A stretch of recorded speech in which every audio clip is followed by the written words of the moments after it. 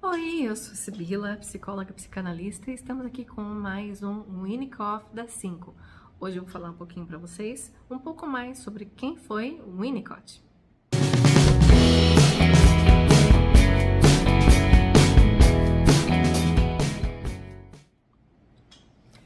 Bom, eu tô aqui hoje com o mesmo livro, né, do outro vídeo, que é A Criança e Seu Mundo. Nesse livro, no vídeo passado, eu falei um pouquinho sobre a alimentação dos bebês. Né? Acho que toda mãe se preocupa sempre muito com esse assunto. Quando começa a amamentação é quando começa também a introdução alimentar, que é sempre um momento cada vez mais difícil nos tempos de hoje. Mas nesse vídeo eu quero comentar com vocês um pouquinho sobre o primeiro capítulo de fato desse livro, que o Winnicott faz uma pequena introdução, uma pequena conversa com as mães que vão ler esse livro. Esse livro ele é datado, aqui estou confirmando, de 1965, né? E Donald Winnicott, ele foi um pediatra e um psicanalista de alta relevância nas questões do entendimento, do desenvolvimento, do amadurecimento do ser humano. Então, ele atendeu mais de 6.000 crianças e também seus pais, trabalhou a vida inteira nos hospitais e teve uma experiência muito larga e muita propriedade para falar sobre o desenvolvimento humano. Nesse livro, nesse primeiro capítulo, ele fala sobre, é chamado assim, um homem encara a maternidade. E nesse capítulo ele conversa com essas mães, as leitoras desse livro. E o que ele está dizendo aqui? Ele está dizendo uma coisa muito bonita, na verdade, que ele está vindo aqui com essa obra não para ensinar as mães o que elas têm que fazer, como que elas têm que agir, dando receitas mágicas de como fazer isso ou aquilo para funcionar ou não, né, aquela relação da mãe com o bebê. Desde o princípio, ele já traz que toda mãe, por natureza, tem capacidade instintual de saber como lidar com aquele bebê. Claro que a gente está falando aqui de uma mãe saudável psiquicamente, né? De uma mãe que tenha tido também lá na sua infância um bom acolhimento, um bom desenvolvimento, uma boa atenção da sua mãe, do seu pai, dos cuidadores. Aqui ele também coloca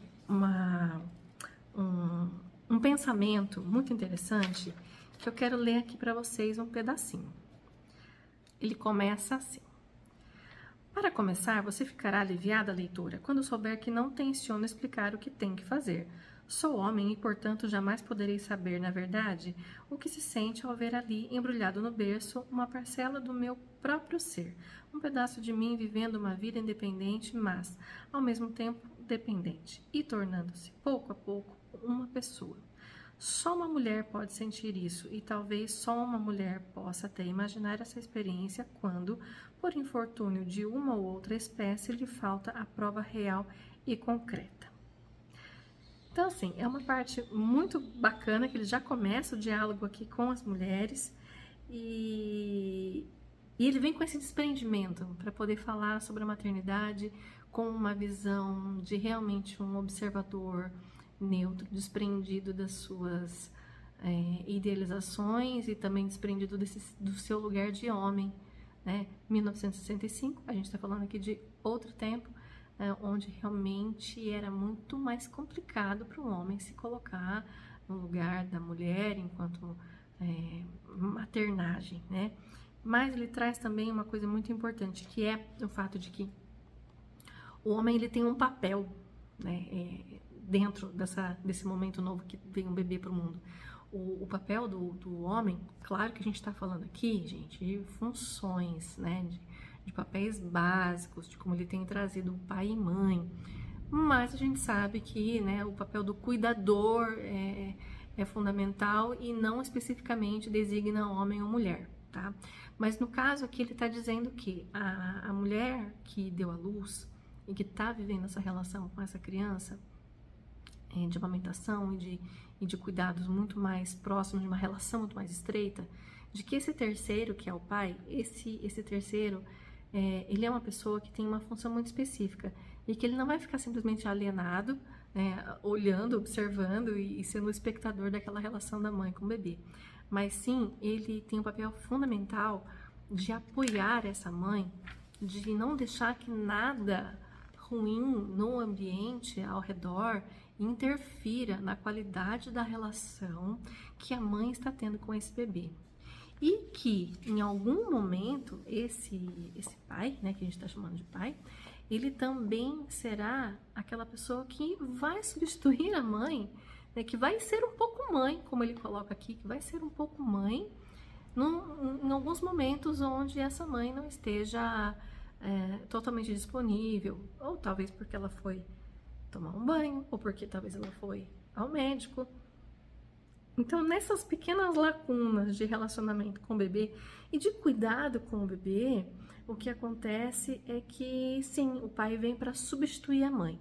E nas outras situações, o pai, ele é um cuidador da relação mãe-bebê, que não deixa que situações externas venham interferir nessa relação de maneira negativa. Então, ele protege, né, ele dá um suporte para que a relação mãe-bebê possa fluir, possa acontecer livremente e que o bebê possa se desenvolver dentro dessa relação.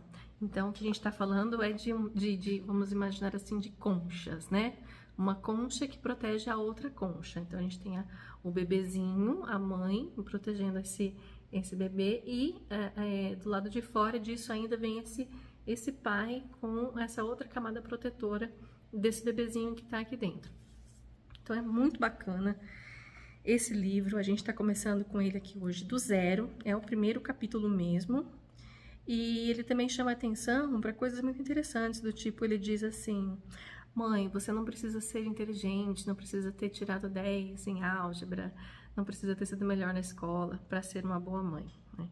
E ele ressalta isso justamente para dizer o quanto essa capacidade ela está dentro da mulher. Por quê? Porque dentro dessa mulher que se torna mãe, existe um ideário que foi cultivado com o passar do tempo. Por exemplo, ele cita que a mãe muitas vezes já brincava de boneca quando era criança, que de alguma forma foi passado para essa mulher a cultura do cuidado. O Winnicott trabalha com a ideia da ética do cuidado. Na clínica, a ética do cuidado é uma máxima para os terapeutas que utilizam a abordagem winnicottiana dentro de uma psicanálise clínica. A ética do cuidado vem também desse aculturamento social da mulher, de que, por exemplo, voltando aqui ao que ele citou, de que a criança já brinca de boneca e já é ensinada a cuidar, né? Não está defendendo aqui que isso é inato, mas que sim aprendido. Assim como o amor também é algo aprendido, que isso vem passando de geração em geração, quando a menina encontra um ambiente saudável também para se desenvolver. Isso a gente pode transferir nas questões de gênero, por exemplo, e que esse aculturamento do cuidado, sim, pode vir também ser transmitido para o menino, por que não? E quanto mais, melhor, né? Porque quanto mais o menino também tiver sido aculturado na ética de um cuidado para com o outro, esse menino, essa menina, os dois serão melhores pais, melhores mães. E essa é a ideia fundamental, o aculturamento. Então, ele traz nesse livro, né, que foi publicado nesse ano de 1965, de que a menina aculturada na ética do cuidado, desde criança, quando pega um bebê no colo, ela meio que sabe qual que é o caminho, porque foi colocada dentro dela a ideia de cuidar do outro. E talvez essa mãe, a mãe dessa menina, também tenha sido criada da mesma forma, e talvez a avó. Então, ele também traz uma ideia que eu não vou aprofundar agora, mas de que dentro de cada menina existe a sua mãe, existe a sua avó, o que é muito bonito, porque a gente está falando aqui realmente de transmissão de cultura, de transmissão de afeto e de desejo de cuidado, que é, assim, fundamental para que a gente possa fazer com que um ser novo que venha para o mundo possa se desenvolver de maneira saudável. A mãe, para Winnicott, é o primeiro ambiente do bebê. E ele defende muito a ideia de que o ambiente tem um peso muito grande no desenvolvimento. Ele não desconsidera as questões biológicas de maneira nenhuma, como ele também não vai desconsiderar as questões da subjetividade. Muito pelo contrário. Muito pelo contrário. Ele traz a questão ambiental como um vetor importante para que essa subjetividade possa ser construída de uma maneira tal qual possa se identificar como saudável, desde que haja fatores que contribuam para tanto.